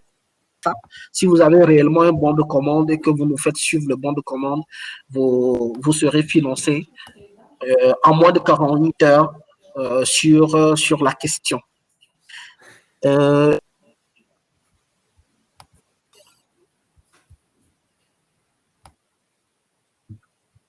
Ici à MTL Connect. Oui, parce qu'en fait, c'est avec nous. Oui, en temps, je croyais qu'on t'avait. Oui, effectivement. Okay. On avait perdu la connexion MTL Connect. Ouais, ça arrive. Ça veut dire que même vous perdez la connexion. Oui, même à pas une histoire. Je vais poster ça sur. Même à Montréal, on perd la connexion. Là, je vais sur Twitter pour faire un post. Donc, je pense que je viens de faire un tout petit peu le tour puisque j'ai eu la possibilité de présenter un slide. Donc, en gros, Novicash, c'est vraiment cette volonté de financer même l'informel, de cette volonté d'offrir du cash flow en continu pour des personnes qui sont capables de faire des activités avec des montants disons avec 100 000 ou moins. Voilà, ce qui veut dire que quelqu'un qui est capable de mener son activité avec 30 ou 50 000 a la possibilité d'avoir en continu une disponibilité en cash flow. Ce qu'il faut savoir aussi, nos micro-prêts ont un délai de recouvrement de 4 semaines, donc de 1 mois. Pour le moment, nous n'avons pas de prêts qui vont au-delà de 1 mois. C'est pour ça qu'on offre des tout petits prêts. L'idée, c'est de dépanner ou de renforcer de toutes petites activités. Je donne souvent un exemple très basique, c'est que la dame qui vend à Imolou, souvent son fonds de commerce est à peine 20 ou 30 000 francs CFA. Ce qui veut dire que cette dame-là peut prendre un prêt sur Novicash chaque semaine et nous, à la fin de la semaine, si elle prend 30 000 francs, 1%. Donc, nous rembourser l'argent avec 300 francs. Et elle reprend encore un autre prêt et ainsi de suite. Ce qui veut dire que derrière, elle peut agrandir son commerce ou du moins ne manquera quand même pas de sous pour continuer son activité et prendre soin de sa famille. Quand on voit les chiffres dans nos pays, on se rend compte que c'est l'informel en réalité qui soutient l'économie. Or, c'est l'informel qui a le plus de problèmes pour avoir accès au financement. Nous sommes petits, nous commençons vraiment petits, mais nous avons beaucoup d'ambition. Parce qu'en réalité, derrière, le rêve, c'est d'atteindre 1 million d'utilisateurs d'ici. Et à partir de 1 million d'utilisateurs, on espère pouvoir devenir une plateforme d'investissement. Parce que l'idée derrière, c'est qu'à 1 million d'utilisateurs, qu'on demande à chaque utilisateur de prendre des parts, des participations à hauteur de 1000 francs CFA chaque année dans des projets qu'on portera par rapport. Je pense que le calcul, il est très basique et vite fait. À 1 million d'utilisateurs, on est à 1 milliard de francs CFA qui sont chaque année et qui sont et qu'on a la possibilité d'investir dans les secteurs clés. Et dans les secteurs clés, on a quand même commencé à travailler dessus, notamment dans l'agriculture, d'autres choses. Et là encore, on a un exemple tout fait qu'on partage toujours, c'est qu'aujourd'hui, l'Afrique, le Sénégal, par exemple, est le deuxième producteur d'arachide. Mais le Sénégal fait partie des 10 premiers pays qui importent le plus de l'huile d'arachide. Voilà, nous sommes des producteurs, mais nous n'avons pas d'usine de transformation. Alors qu'une usine de transformation, c'est quoi? Quand c'est high-tech, c'est entre 200 et 300 millions. On sait pas. Quand on convertit ce qu'on investit dans l'importation de l'huile, on se rend compte qu'on perd. Donc, du coup, on se dit, à un moment ou à un autre, il faudrait qu'on arrête de tout mettre sur le dos du politique. Il faudrait qu'on ait des solutions capables de financer. Et c'est possible de financer par la masse. Donc, avec un budget de 1 milliard, chaque année, on peut investir dans un secteur porteur à hauteur de 1 milliard et tous les utilisateurs de la plateforme seront des actionnaires. Comme je le dis, l'objectif, il est peut-être à long terme, peut-être au-delà de 5 ans après, quand on aura atteint le nombre optimal, donc minimum 1 million d'utilisateurs, on pourra penser à aller vers ces différents segments. Mais pour l'heure, quand vous pensez Novicash, vous pensez Prêt Solidaire, vous pensez paiement en ligne, vous pensez e-commerce, et vous pensez on-griffe transfert d'argent parce que les utilisateurs de Novicash peuvent se faire des envois d'argent de compte à compte, donc d'un compte Novicash à un compte Novicash. Je suis à la fin de la session, Echo va m'envoyer un peu de sous depuis le Canada directement sur mon compte Novicash. S'il a déjà installé son compte Novicash. Donc voilà, et c'est ça, c'est juste qu'on sera plafonné. On ne peut pas faire un envoi de plus de 100 000 francs CFA d'un coup. On ne peut pas aller au-delà. Donc à chaque fois, il faudrait faire plusieurs envois. Mais derrière, c'est à ça que ça ressemble. Comme je vous ai pas rejoint au début, je ne sais pas s'il y a des questions derrière ou si on s'arrête juste à la présentation. On s'arrête. Merci beaucoup, Ismaël. On s'arrête à la présentation et il y aura les questions dans le chat à la fin s'il y a besoin de plus clarifier certains points. D'accord, merci beaucoup. Désolé pour Merci. le retard, désolé pour le retard. Et je m'excuse à la pour la mauvaise qualité de la connexion. Il n'y a pas de souci. Moi, je remercie Ismaël de Nounia Lab. Au fait, l'incubateur, il n'a pas hésité dès que je l'ai approché. On ne se connaissait pas personnellement. On s'est connus à travers ce projet. Il n'a pas hésité à m'accompagner donc dans la mobilisation des startups avec son incubateur et à offrir ses locaux pour que les startups puissent se joindre pour participer à l'événement et puis faire aussi, donner une visibilité à ces startups là au niveau du Togo avec le tour qu'il est en train de préparer avec les partenaires, le PNUD, le ministère, etc. Donc, les lauréats, les membres de la délégation MTL Connect vont bénéficier donc de ce tour-là pour connecter et puis présenter leur projet aux autorités donc, du pays. Donc, je vais laisser la parole donc à notre dernier intervenant, Kojo Otu. J'espère que là, ton micro va fonctionner et tu pourras donc présenter Edol et Africa pour clôturer donc notre session. Merci beaucoup.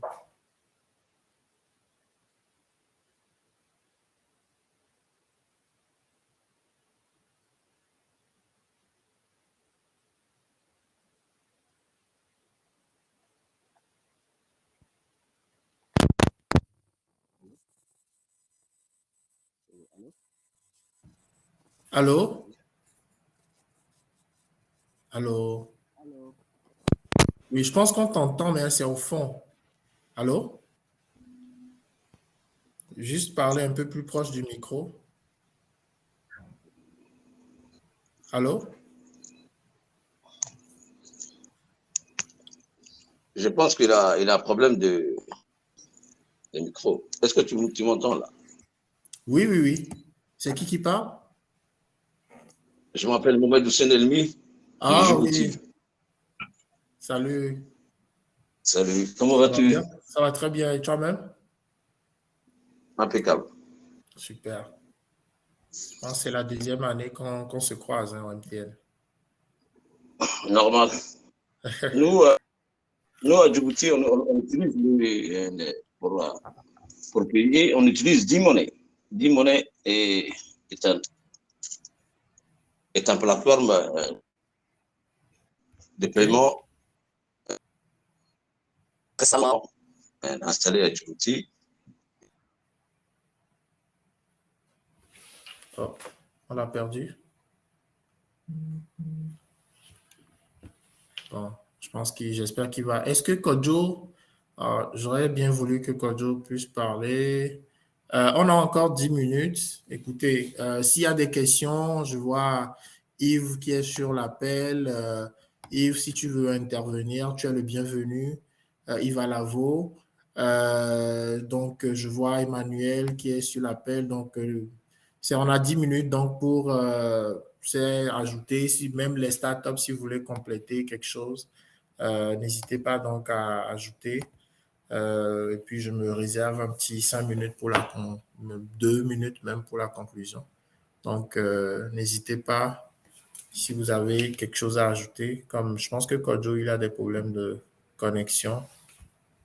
Je vois Rebecca qui est en ligne. Donc, Rebecca, bonjour.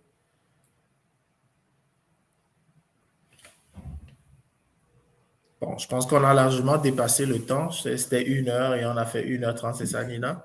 Ouais. Donc, oui, quelqu'un veut parler? Oui, allô? Oui, allô? Bonsoir à tous. Et Bonsoir. désolé du retard, je suis Eddy Michel Atikleme de Dashmek. Salut Eddy. Oui, salut. Donc, bon, peut-être prendre 5 minutes rapidement pour peut-être présenter ce qu'on fait. Dashmek est une entreprise, bon, que je dirais un startup studio, parce qu'à l'intérieur au fait, de Dashmek, il y a plusieurs différents projets qui sont en mode startup dans différents domaines comme la santé, récemment les véhicules intelligents, l'e-commerce et la distribution de l'agrotech, également la formation en cybersécurité. Alors, dans le domaine de la santé, essentiellement, c'est 2 solutions que nous avons. L'une qui est un carnet de santé numérique et une plateforme de conseil pour les femmes enceintes. Donc, ça s'appelle dire en français la génitrice. Donc, ce carnet de santé numérique, c'est juste un bracelet avec un code QR pour permettre essentiellement à des femmes de pouvoir avoir accès au fait à des soins, de ne pas être refoulées lors de l'enfantement parce qu'elles n'ont pas d'historique sanitaire, au fait. Parce qu'il arrive dans certaines localités du pays qu'on refoule certaines dames qui veulent accoucher ou qui sont arrivées à l'hôpital tout simplement parce qu'il n'y a pas de visibilité sur leur historique sanitaire et sur tout ce qu'il y a eu comme consultation avant la naissance. Et nous voulons éviter au fait que ces dames soient refoulées. Nous voulons permettre au fait à ce que toute femme voulant donner naissance puisse avoir puisse avoir un historique au fait de ces consultations pour plusieurs grossesses, au cas où les femmes ont plusieurs grossesses. Donc, c'est un peu ça le but de Adino. On offre également en parallèle une plateforme de conseil pour ces femmes-là. En plus de ça, nous avons une solution également qui se met dans le domaine du secourisme, qui est une plateforme d'optimiser la gestion du temps lors des urgences. On a compris que lors d'une situation d'urgence, le plus grand allié de la personne qui est victime, c'est essentiellement le temps. Et pour pouvoir gagner du temps, il faut permettre à ce que cette personne puisse être secourue par les proches d'abord et permettre à ce que les secours puissent arriver rapidement sur les lieux. Donc, ce que nous offrons grâce à une application que nous avons dénommée SOS System, qui permet de pouvoir faire localiser rapidement les lieux de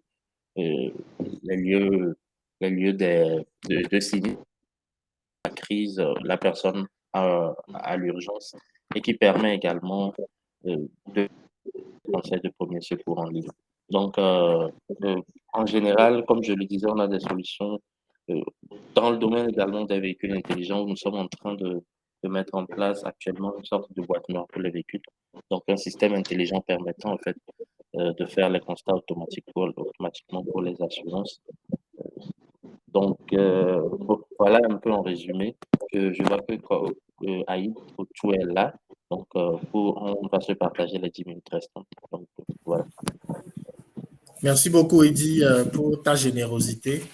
Alors, enfin, dernier essai avec Kodjo Otu, pour voir si on l'entend. Oui, allô?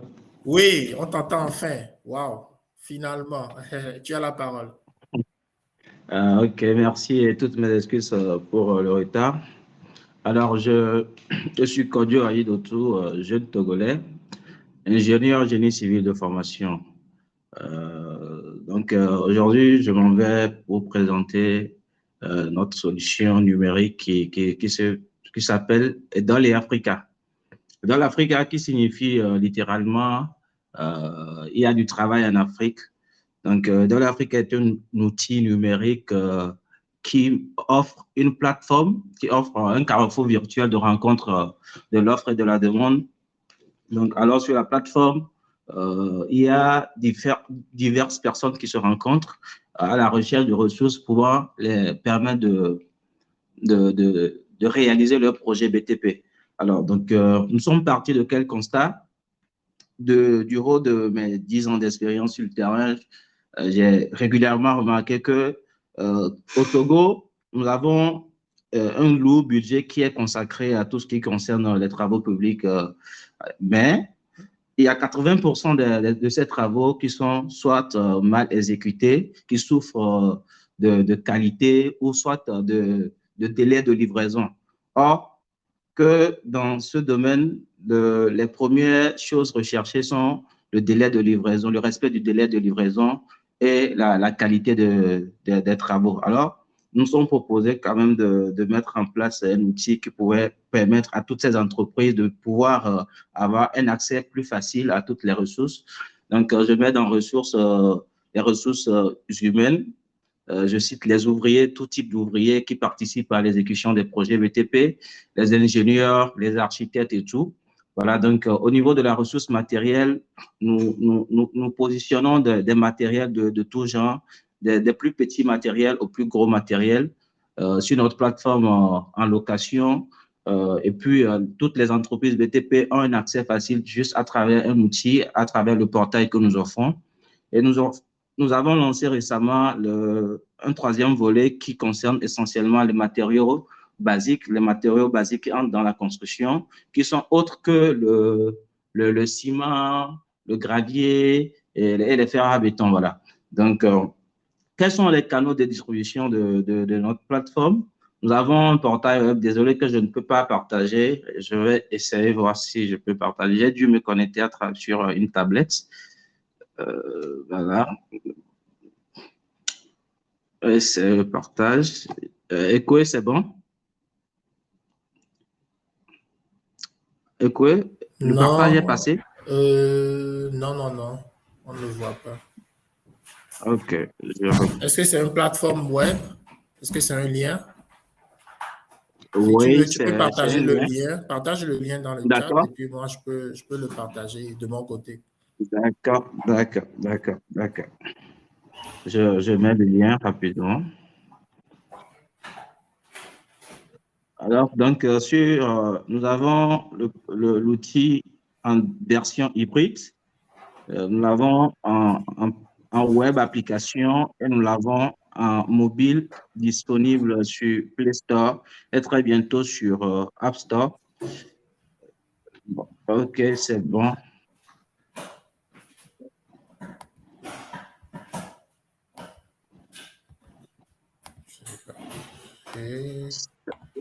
C'est bon?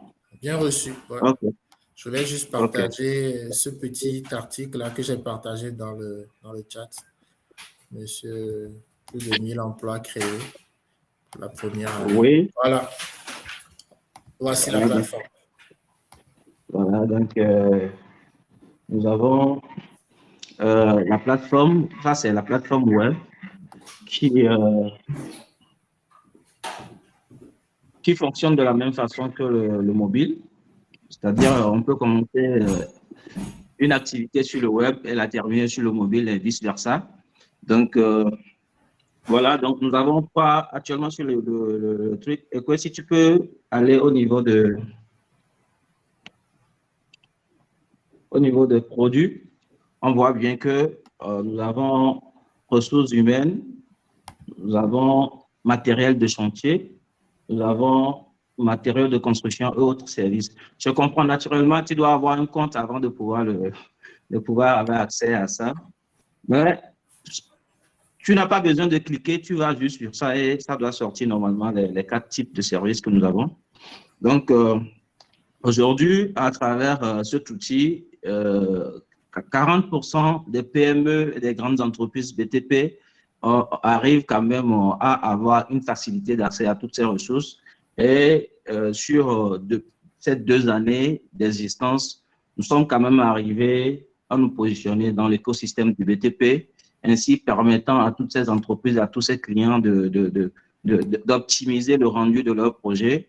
Et partant du concept que nous voulons faire la promotion de l'emploi à travers cette plateforme, à 12 mois d'activité, nous sommes arrivés à 1 millier d'emplois indirects sur les différents projets sur lesquels nous avons été consultés. Aujourd'hui, bientôt 2 ans, nous avons doublé cet effectif où nous sommes à plus de 2000 emplois temporaires créés et de 8 emplois directs créés. En termes de partenariat, afin de mieux arriver à nos objectifs, nous sommes essentiellement appuyés par le ministère du Développement à la base, le PNUD, le FAEJ et aussi l'Ordre national des ingénieurs du Togo, qui est un partenaire très fiable dans tout ce que nous faisons aujourd'hui. Sans oublier Sinetpay, qui est cet agrégateur de paiement en ligne que nous avons intégré sur nos plateformes afin de quand même sécuriser tout ce qui est transactions monétaires à travers notre plateforme. Voilà l'équipe. Il y a moi, c'est une équipe très jeune. Il y a moi qui suis ingénieur génie civil de formation. Il y a M. Akla Oloboisi qui est ingénieur informatique qui est le directeur administratif et qui s'occupe de tout ce qui est informatique dans l'entreprise. Il y a M. Yvon Koudam qui est notre consultant IT. Et il y a M. Ibrahim Diès qui est un expert comptable qui nous accompagne sur tout ce qui concerne les questions fiscales et comptables. Voilà. En termes de récompenses, je dirais que nous avons quand même les premières récompenses sont la satisfaction de nos clients et la satisfaction de toutes ces personnes qui viennent à nous à travers notre plateforme pour pouvoir trouver du travail à faire, qui sont satisfaits aujourd'hui. Et comme je le disais tantôt, nous sommes à plus de 2000 personnes, 2000 emplois temporaires créés et nous continuons d'évoluer dans cette démarche. Et nous sommes aujourd'hui, en termes de distinction, nous sommes la meilleure innovation numérique pour le compte de l'année 2021 sur le projet de Togo Top Impact. Nous avons été récemment décernés, distingués en tant que deuxième dans la catégorie projet stratégie à Togo Digital Award. Nous avons également été sélectionnés dans les 20 meilleures startups au Togo par un programme de la BAD et également un programme du PNUD. Donc voilà un peu ce qui concerne dans les Africains. Merci. Félicitations, Kodjo. Je suis content que tu aies eu le temps de pouvoir parler et de partager un peu tout ce que tu fais. N'hésitez pas donc à connecter avec ces entrepreneurs jeunes, dynamiques, qui font de très belles choses donc, à Lomé et qui sont là pour montrer un peu juste la pointe de l'iceberg parce qu'il y a vraiment beaucoup de belles choses qui s'y passent. Et allez vous connecter avec eux et pour en savoir un peu plus.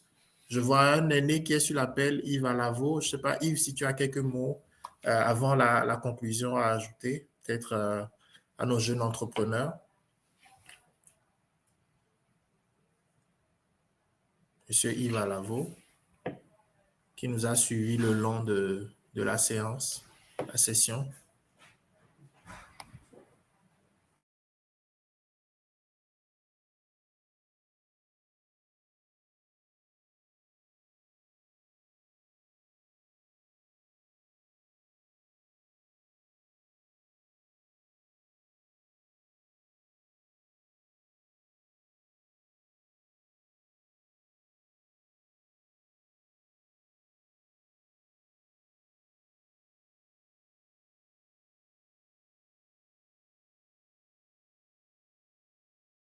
Ok, ben c'est correct, Yves. Je pense que tu n'as pas accès au micro, caméra. Il n'y a pas de souci. Merci d'être venu. Donc, ceci met fin donc à la présentation de cette belle délégation du Togo au MTL Connect de cette année. Il y a plein de choses encore à venir. Donc, je vous invite donc à aller les rencontrer. Donc, ces startups. Tout le monde n'a pas eu l'opportunité donc de présenter, de parler. Je suis moi-même entrepreneur, donc j'ai voulu vraiment laisser la place à mes frères pour qu'ils puissent partager ce qu'ils font à Lomé. Et donc, ça me fait vraiment plaisir de les avoir avec moi. Et j'aimerais souligner la participation de Sename Abodinou, qui est un des 6 principaux intervenants donc, au MTL Connect cette année, donc les speakers, les guest speakers, qui demain, donc jeudi 20 à 13h15 donc de Montréal, 17h15 donc de Lomé, architecte de formation, il est vraiment très avancé dans la gestion, c'est un grand frère, c'est un aîné pour nous tous qui sommes sur l'appel dans la délégation. Donc, il va vraiment parler de l'expérimentation Hub City au Togo. Donc, demain, il y a encore de la place. Il y a 217 places qui restent. Donc, je vous invite donc à aller vous inscrire à cette session. Je serai présent physiquement pour pouvoir donc le rencontrer aussi. Donc, une belle session donc, qui démontre encore une fois tout le dynamisme qu'il y a donc, dans ce grand pays, le Togo, et tout ce que les jeunes font de magnifique donc, en termes de digital et de numérique. Donc, voilà, sur ce, je vous remercie encore une fois. Chez moi, au Togo, chez nous, on dit Akpekaka, qui veut dire merci beaucoup. La balai en Kabyé, qui veut dire merci beaucoup. Donc, on vous remercie vraiment d'être là, tous ceux qui sont restés avec nous le long de la session. La session est enregistrée, donc vous pouvez revoir la session pendant 6 mois. Dès que vous avez accès à la plateforme, vous pouvez revoir la session. Tant que vous voulez partager la session aussi à d'autres participants de l'événement, même télécharger la session aussi, le mettre dans vos différents canaux digitaux. Donc, sur ce, merci beaucoup et passez une bonne journée au MTL Connect et on se dit à très vite. Bye bye.